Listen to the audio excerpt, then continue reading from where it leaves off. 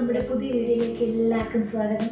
അപ്പോൾ നമ്മൾ ഇന്ന് തയ്യാറാക്കാൻ പോകുന്നത് ഒരു കപ്പ ബിരിയാണിയാണ്. ബീഫ് കൊണ്ടൊരു കപ്പ ബിരിയാണി.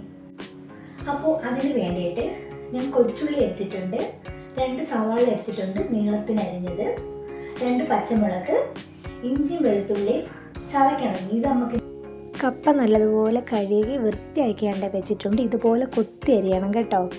ഇനി നമ്മളിതിലേക്ക് 1/4 ടീസ്പൂൺ മഞ്ഞൾപ്പൊടി, ആവശ്യത്തിന് ഉപ്പും കൂടി ചേർത്ത് നമുക്കിതൊന്ന് വേവിക്കാൻ വെക്കാം.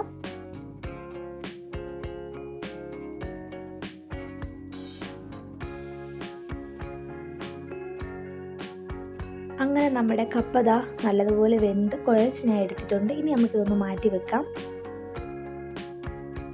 ബീഫ് ദാ നമ്മൾ നല്ലതുപോലെ കഴുകി വൃത്തിയാക്കി വെച്ചിട്ടുണ്ട്. ഇനി നമുക്ക് ഇതിലേക്ക് നമ്മൾ അരിഞ്ഞു വെച്ചേക്കുന്ന നമ്മുടെ സവാള, പച്ചമുളക്,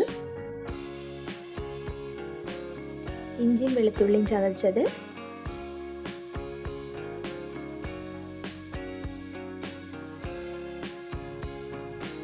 കാൽ ടീസ്പൂൺ മഞ്ഞൾപ്പൊടി, മുളക് പൊടി ചേർത്ത് കൊടുക്കുന്നുണ്ട് 2 ടീസ്പൂൺ,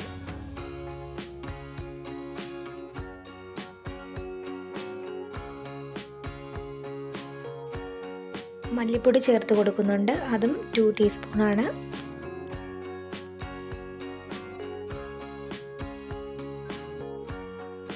ഒരു ടീസ്പൂൺ കുരുമുളക് പൊടി, ഗരം മസാലയും കൂടി ചേർത്ത് കുറച്ച് ഓയിലും കൂടി ഒഴിച്ച് നമുക്ക് നല്ലതുപോലെ ഒന്ന് മിക്സ് ചെയ്തെടുക്കണം. ഇനി നമുക്കിതിലേക്ക് ആവശ്യത്തിന് ഉപ്പും കൂടി ഒന്ന് ചേർത്ത് കൊടുക്കാം. എന്നിട്ട് നമുക്കിതൊന്ന് വേവിക്കാം. ബീഫ് വേവുന്ന സമയം കൊണ്ട് നമുക്ക് ഒരു മസാല തയ്യാറാക്കണം. അപ്പോൾ അതിനു വേണ്ടി ഞാനൊരു പാത്രം വെച്ച് കൊടുത്തിട്ടുണ്ട്. അതിലേക്ക് വെളിച്ചെണ്ണ ഒഴിച്ചു കൊടുത്തു. എണ്ണ ചൂടായി വന്നിട്ടുണ്ട്. ഇനി നമ്മളിതിലേക്ക് പട്ട, ഗ്രാമ്പൂ, പെരുംജീരകം ഇതെല്ലാം കൂടി ഒന്ന് ചേർത്ത് കൊടുക്കാം.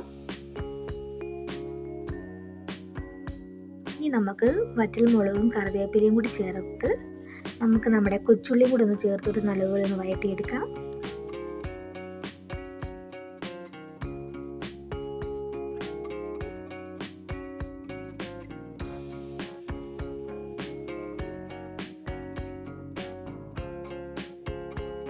നമ്മളിതിലേക്ക് ഇഞ്ചിയും വെളുത്തുള്ളി ചതച്ചും കൂടി കുറച്ച് ചേർത്ത് കൊടുക്കുന്നുണ്ട്. നമുക്ക് നല്ലപോലെ ഒന്ന് വഴറ്റിയെടുക്കാം. അങ്ങനെ നമ്മുടെ കൊച്ചുള്ളി എല്ലാം നല്ലതുപോലെ വഴണ്ട് വന്നിട്ടുണ്ട്. ഇനി നമ്മളിതിലേക്ക് 1 ടീസ്പൂൺ മുളക് പൊടിയും കൂടി ചേർത്ത് കൊടുക്കുന്നുണ്ട്. ഇനി നമ്മളിതിലേക്ക് നമ്മൾ വേവിച്ച് വെച്ചേക്കുന്ന നമ്മുടെ ബീഫും കൂടി ഒന്ന് ചേർത്ത് കൊടുത്ത് നമുക്ക് നല്ലതുപോലെ ഒന്ന് വറ്റിച്ചെടുക്കാം.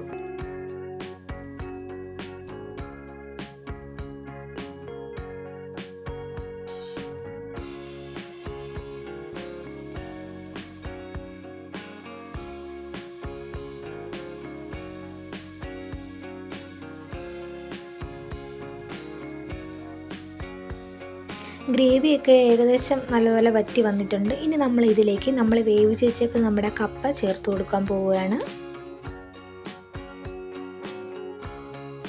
എന്നിട്ട് നമുക്ക് നല്ലതുപോലെ ഒന്ന് ഉടച്ചെടുക്കണം.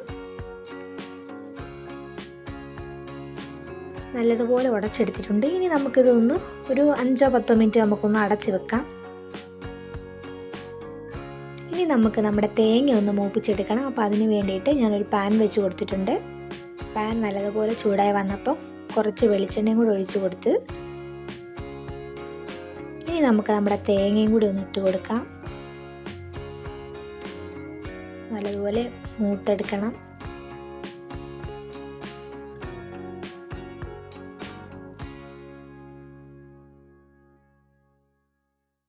അങ്ങനെ മൂത്ത് വന്നിട്ടുണ്ട്. ഇനി നമ്മൾ കുറച്ച് കറിവേപ്പിലയും കൂടി ചേർത്ത് കൊടുത്ത് നമ്മുടെ കപ്പ ബിരിയാണിയിലോട്ട് നമുക്കിതൊന്ന് ചേർത്ത് കൊടുക്കാം.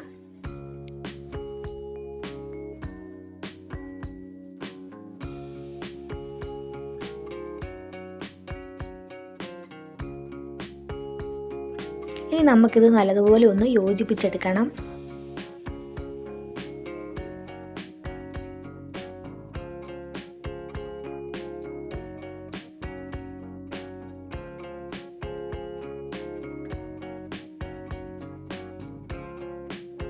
അങ്ങനെ നമ്മുടെ കപ്പ ബിരിയാണി ഇവിടെ റെഡി ആയിട്ടുണ്ട്.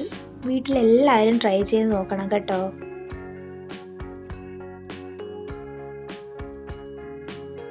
അപ്പോൾ നമ്മുടെ ഇന്നത്തെ വീഡിയോ ഇത്രയേ ഉള്ളൂ. Okay, by.